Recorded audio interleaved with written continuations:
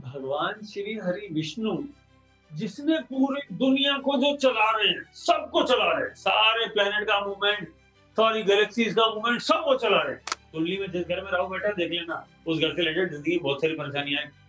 राहु केतु की कोई राशि नहीं है। So life runs between Rahu and Ketu. This is the secret of ज्योतिष। और भोलेनाथ से आशीर्वाद लेते हैं, पावरफुल होते हैं और सबसे पहले जाके इंद्र में अटैक कर देते हैं। राहु केतु को तो कोई राशि दे देते हैं।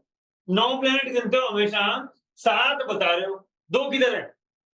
रूल ये है, राहु केतु की कोई राशि नहीं है। राहु केतु की कोई राशि नहीं है। जिस राशि में बैठ जाएंगे, मान लीजिए राहु यहां बैठ गया तो केतु यहां जाएगा, हमेशा उल्टा जाता है। तो केतु 6 नंबर राशि में है तो मरकरी के हिसाब से काम करेगा। राहु 12 नंबर राशि में है तो जुपिटर के हिसाब से काम करेगा। इस बात को ध्यान रखना। मैंने बोला मेहमान है घर में,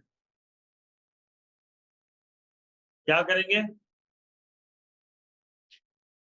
समझ गया? जिस घर में बैठेंगे उस घर में कुछ ना कुछ गड़बड़ करते। राहु केतु का प्रोग्राम यही है कि बोले जहां जाओ तूफान मचा दो। कुंडली में जिस घर में राहु बैठा है, देख लेना, उस घर से रिलेटेड जिंदगी में बहुत सारी परेशानियां हैं। ये तय है, ये बिल्कुल तय है, बच ही नहीं सकते, कैसा ही चार्ट हो। ठीक है? ऊपर वाले ने भी सोचा चलो आज कुछ तूफानी करते हैं। क्या कर दिया? बोले राहु केतु बना दिए। बोले सब में बांट दो, जिसको जिस राशि में मिला, जिस घर में मिला, उस घर में तूफान मचाएगा। क्योंकि Rahu is uncertainty and Ketu spirituality. Rahu Rahu materialistic gains. बोले मुझे टीवी चाहिए, फ्रिज चाहिए, गाड़ी चाहिए, घर चाहिए, बंगला चाहिए, फॉरेन ट्रैवल चाहिए, ये सब राहु है। केतु क्या है? मुझे कुछ नहीं चाहिए, मुझे संसार से मुक्ति चाहिए। आत्मा को परमात्मा से लीन कराओ, प्रभु का दर्शन लो और वैकुंठ धाम पहुंच जाओ, बोले हो गया मोक्ष। केतु यहाँ कहता है। अब झगड़ा इस बात का है कि किसके चार्ट में राहु ज्यादा पावरफुल है, किसी के में केतु ज्यादा पावरफुल है। समझ गया? किसी के में राहु ज्यादा पावरफुल है, किसी के में केतु ज्यादा पावरफुल है। केतु ज्यादा पावरफुल हुआ और ठीक हुआ तो वो it will force you to move towards spirituality. Rahu ज्यादा पावरफुल हुआ तो कहेगा किसी भी तरीके से पैसा आ जाए, चाहे मेहनत का हो, चाहे लॉटरी का हो, चाहे प्रॉपर्टी पे कब्जा कर लूं, है, नशे के व्यापार से कर लूं, दारू के व्यापार से कर लूं, लूट लूं लोगों को, बस मुझे काम नहीं करना, पैसे मेरा। वो एक अमिताभ बच्चन गाना आया था, राम राम जपना पराया माल अपना, वो राहु है। समझ गया बात? समझ गया? तो ऊपर वाले ने एक राहु और एक केतु नाम का एक आइटम दे दिया सबको, बोले इसको पकड़ो और पूरी जिंदगी इसको बैलेंस करते रहना। इधर जाऊं उधर जाऊं, इधर जाऊं उधर जाऊं। जब भी अचानक बाजू वाले ने बोला इसने नई गाड़ी खरीदी, मैं भी खरीद के लेके आऊंगा, मेरे फ्रेंड ने लिए मैं भी लूंगा, इसने नया घर लिया मैं भी लूंगा, ये राहु है। और जैसे किसी की डेथ हो जाती है, हमको शमशान घाट, कब्रिस्तान ऐसी किसी जगह जाना पड़ता है, तो वहां बैठ के सब बोलते हैं कितना अमीर आदमी था, क्या हुआ, फाइनल नेट रिजल्ट है। वहां बैठ के अंदर बैठ के लोग बातें कर रहे हैं, अंदर प्रोग्राम चल रहा है, वहां लोग बैठ के बातें कर रहे हैं, क्या लाए, क्या ले जाएंगे, सब खा लिया। फिर कहावतें बनती है, क्या बोले, कफन में जेब नहीं होती, सुनिए कि नहीं? ये जो सारा डिस्कशन है, ये सारा केतु का डिस्कशन। जैसे वहां से बाहर निकले, नहाए और फिर राहु के पीछे लिए, बोले यार वो तो ठीक है, वो तो ठीक है, लेकिन ये बता वो जो प्रॉपर्टी की डील करने जाना था उसने सही रेट लगा दिया क्या? या वो जो बॉस से झगड़ा चल रहा था, वो ईमेल का जो आ गई गलत, मेरी कंप्लेंट हो गई, उसको कैसे बचा लूं, नौकरी चल जाएगी। अब हम वापस के राहु के पीछे। So life runs between Rahu and Ketu. This is the secret of Jyotish. आप पूरी जिंदगी केतु से राहु की तरफ भागते रहते, और जब वहां आपको कुछ नहीं मिलता, आप फाइनली गिर के केतु पे आ जाते। यही जिंदगी है। ये एक ऐसी रैट रेस है जिसको कोई नहीं जीता, ना कोई जीतेगा। Because finally we will run to achieve Rahu, to grab Rahu, but finally you will fall on Ketu. इसलिए राहु केतु बना, ठीक है।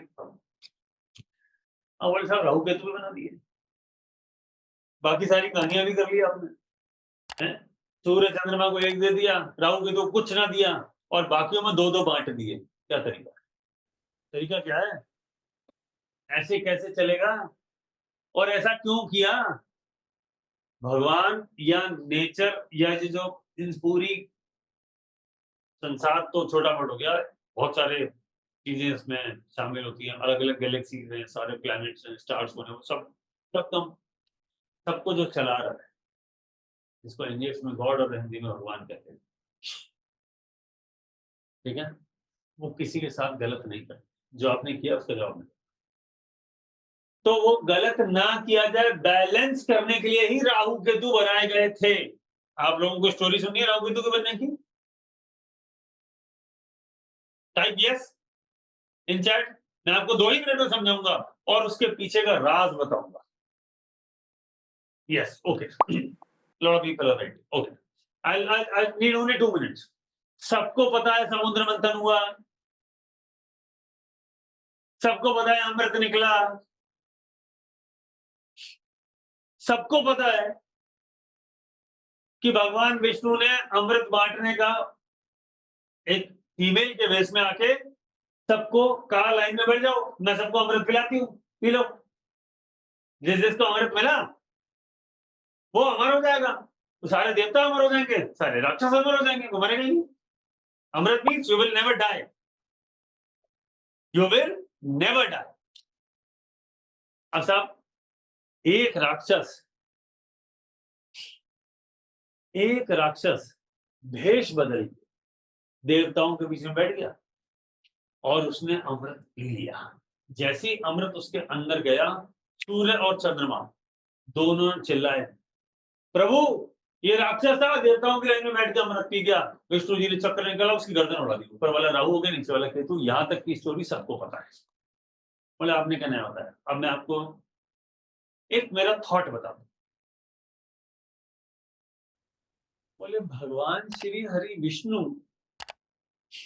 जिसने पूरी दुनिया को जो चला रहे हैं, सबको चला रहे हैं, सारे प्लेनेट का मूवमेंट, सारी गैलेक्सीज का मूवमेंट, सब वो चला रहे हैं।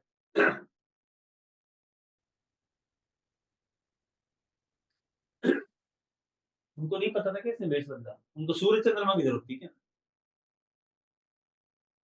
नहीं, वो चाहते थे कि राक्षसों को ना पिलाया जाए, तो कोई ना कोई ऐसी घटना तो करो जिसको इनको फ्रॉड साबित किया जाए कि बोले इसको ना पिला दो ना, वरना रोज दंगे होंगे, मरेंगे नहीं। पहले कोराम मचा रखा है, इंद्र रोज मेरे दरबार में बाहर खड़ा होता है, प्रभु वो चालू रोज ही खड़ा होता है कि उसने हमला कर दिया, उसने कर दिया, उसने कर दिया है। और भोलेनाथ से आशीर्वाद लेते हैं, पावरफुल होते हैं, और सबसे पहले जाके इंद्र पे अटैक कर देते हैं। बोले यार इंद्र मेरा शरण में रहता है, तो उसको बचाने के लिए मुझे बार बार जन्म लेना पड़ता है, तो यार इनको बचाना तो नहीं, ये तो तय है, ये तो तय है। इसका मतलब इनको अमृत तो नहीं पिलाना, ये तो विष्णु जी ऑलरेडी सेट कर चुके थे दिमाग में, इनको ना पिलाना, लेकिन कोई बहाना चाहिए। तो बहाने में उसका रूप बदला और उसको देवता बना दिया। लेकिन यार कोई ना कोई ऐसी चीज तो हो,